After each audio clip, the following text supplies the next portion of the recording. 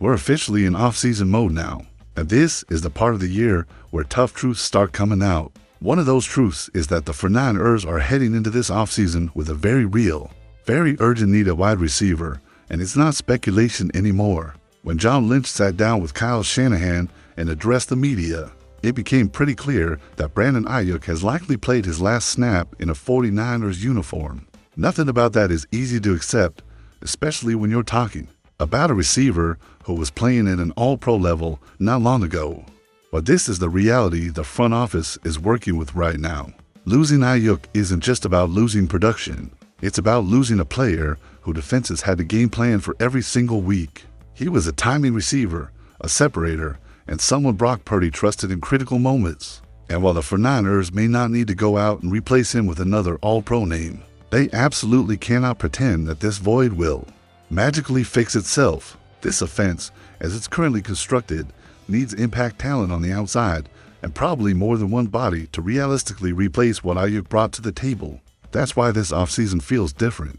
This isn't about luxury upgrades or depth moves. This is about keeping the offense functional at a championship level. The 49ers run a system that thrives on timing, spacing, and yards after the catch, and without reliable wide receivers, that entire structure starts to crack. So whether you're optimistic or skeptical about how the front office handles this, one thing is undeniable. Wide receiver is now front and center on the offseason checklist. Let me ask you this early on, and I want you to be honest in the comments. Do you believe the 49ers can realistically replace Brandon Ayuk's impact? Yes or no? And while you're down there, let me know if you think wide receiver is the biggest need on the roster right now, or if another position worries you more. We're going to break down every possible path the team could take, from keeping their own guys to free agency value plays, all the way to a rumored trade that could completely reshape this offense. If you want to stay locked in on every move the 49ers make this offseason, make sure you're subscribed and help this channel push toward 1,000 subscribers. Every like on this video genuinely helps more fans find it, and it means a lot. Up next, we need to talk about the receivers already in the building, because before the 49ers look outside, they have some big decisions to make internally, and one name in particular could define the identity of this offense moving forward. When you start looking at how the 49ers might fix this wide receiver situation, the first place you have to look is inside the building. Before they spend big money or give up draft capital, they need to decide what to do with their own free agents. And that conversation starts with Jauan Jennings. Jennings isn't just another receiver on the depth chart. He's a tone setter. He blocks, he plays through contact, and he shows up in big moments. In a lot of ways, he represents the physical identity this team prides itself on, which is why bringing him back feels so important. At the same time, this is where things get complicated. Jennings has never received a long-term extension from the 49ers, and this might be his best and possibly last chance to secure one with real guaranteed money. That's not a bad thing, and it's not a knock on him or his camp. If anything, it's understandable. He's earned the right to go get paid. The challenge for the 49ers is figuring out whether they can make the numbers work while still planning for the rest of the roster. A contract like that can quickly limit flexibility, especially when you're already preparing to replace a top receiver. Beyond Jennings, the internal options stand out quickly. Kendrick Bourne is a familiar name, but he's more of a complementary piece than a solution. Sky Moore is another free agent, but at this point, you're still talking about projection rather than proving consistency. Then you have younger players like Jacob Cowing and Jordan Watkins, who simply haven't had enough opportunity yet to be trusted as major contributors. They might develop, but banking on that alone would be risky for a team that still believes it can contend. This is where the bigger picture comes into focus. The 49ers can bring back one of their own, maybe even two, but that alone probably doesn't solve the problem. Internal continuity helps, but it doesn't replace the lead separation, explosive plays, or the kind of reliability Brock Purdy needs when the play breaks down. And that's why it feels like this team is destined to look outside for help, even if they manage to retain Jennings. I'm curious where you stand on this. If you could only bring back one receiver currently associated with the team, would it be Jauan Jennings, or would you rather reset the room entirely and start fresh? Drop your answer in the comments, because I think this fan base is more split on that than people realize. And if you're finding value in these offseason breakdowns, go ahead and like the video. It really helps support the channel as we push toward 1,000 subscribers. Now that we've looked at the internal options and why they might not be enough on their own, the next step is free agency, where the Fernanders could potentially find real value, and one name in particular continues to stand out as a near-perfect fit for this offense. Once you step outside the building and look at the free agent market, this is where things start to get really interesting for the 49ers. There are a lot of names available, but not all of them make sense for this offense, this timeline, or this cap situation. The key here isn't just talent, it's fit, value, and how quickly a player can step in and help Brock Purdy. That's why one name keeps coming up over and over. Again, it's a potential sweet spot, and that's Romeo Doubs. Doubs doesn't jump off the page as a flashy, headline-grabbing star, but his production tells a very steady story. He's been reliable, he's been productive, and he's shown the ability to win in multiple ways. He's not someone you need to force into a true number one role on day one, which actually works in his favor in this system. In a Kyle Shanahan offense that relies heavily on timing routes, spacing, and quick decisions, having a receiver who can consistently get open and be exactly where the quarterback expects him to be matters more than raw speed or highlight catches. This fit becomes even clearer when you look at how the 49ers deploy their personnel. They run a ton of 11 personnel, meaning 3 wide receivers are on the field more often than not. That alone tells you this team needs depth and reliability, not just one replacement. Even when they shift into 21 personnel, you still need the receivers you trust. Doubs fits that role perfectly. He can line up outside, work underneath, and give Purdy an easy outlet when the pocket collapses. That's something this offense leans on heavily, especially with Christian McCaffrey shouldering so much of the short terrier workload. Then you have a very different type of option in Alec Pierce. Pierce brings legitimate top-end speed and is a true deep threat, averaging over 20 yards per catch. On paper, that sounds like exactly what the 49ers were missing at times. The issue is the price tag and the projection.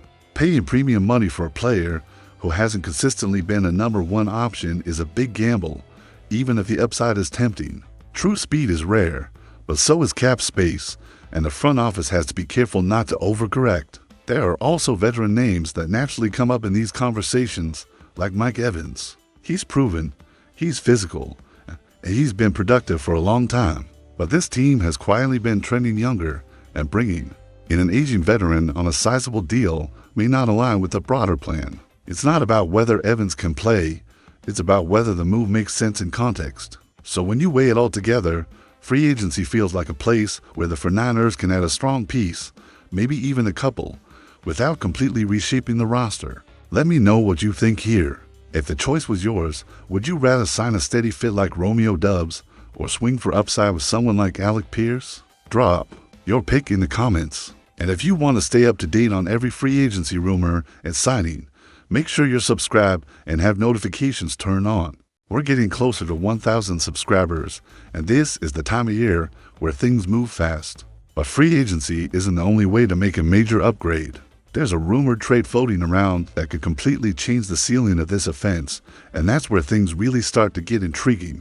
This is where the conversation shifts from safe moves to bold ones, because free agency can help stabilize a roster. But trades are how you change the ceiling of an offense. There's a rumor circulating right now that the 49ers could explore a trade with the Vikings for Jordan Addison, and while there isn't concrete reporting of a deal in place, the idea itself is worth taking seriously. If this is a move the 49ers can actually make, it has the potential to be a complete game changer. Jordan Addison is the kind of receiver who immediately demands attention from a defense. He wins with route running, separation, and instincts, not just raw athleticism. You turn on the tape, and it's obvious why he's been so highly regarded since his college days. He's a smooth mover, he understands leverage, and he consistently creates windows for his quarterback. Even in situations where the box score doesn't jump off the page, the impact is there. Defenses have to respect him at every level of the field. There are legitimate concerns, and they shouldn't be ignored. Addison has had some off-field issues, and that matters when you're talking about investing draft capital.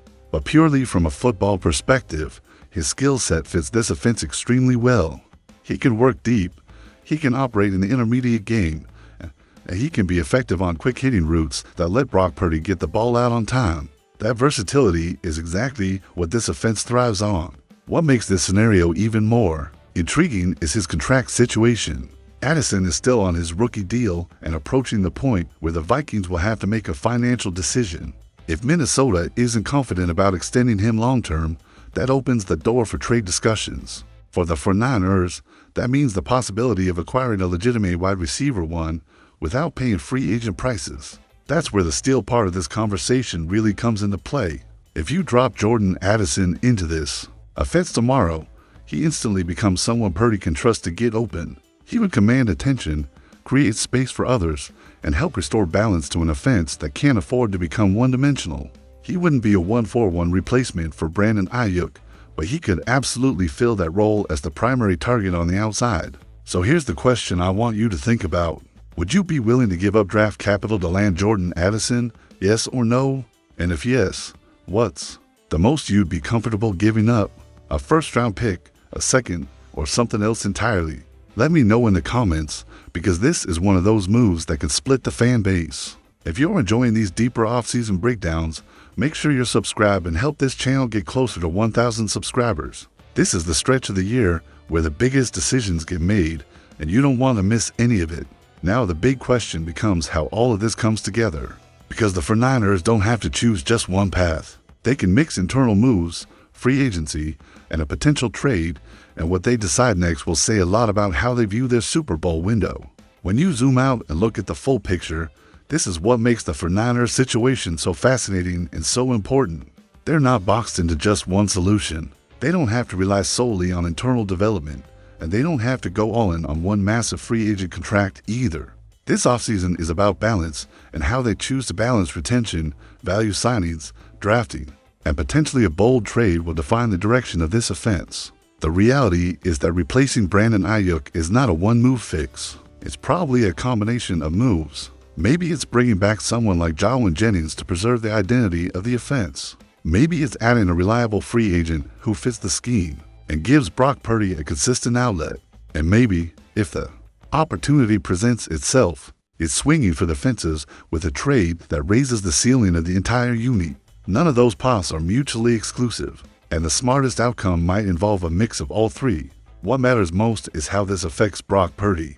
This offense works best when he has options, when he can distribute the ball quickly, and when defenses can't key in on just one or two players. Wide receiver play is directly tied to his growth, his confidence, and the overall efficiency of the system. If the 49ers get this wrong, the offense becomes easier to defend. If they get it right, it could quietly be one of the most dangerous units in the league again. This is why every rumor, every signing, and every draft pick matters right now. The front office has been clear that they want to be aggressive. They've talked about swinging for the fences. The question is how far they're willing to go and which opportunity they believe is worth taking. Whether it's a steady, value move or a headline-grabbing trade, the decision will shape not just next season, but the future of this roster. So I want to leave you with this. If you were in charge, which path would you prioritize? Would you focus on free agency value, take a big swing via trade, lean on the draft, or try to blend all three? Drop your answer in the comments and let's talk about it. And if you've made it this far, do me a favor and like the video. It helps more 49ers fans find the channel, and we're getting closer to that 1,000 subscriber goal. Make sure you're subscribed and have notifications turned on, because this offseason is just getting started, and we'll be here breaking down every move as it happens.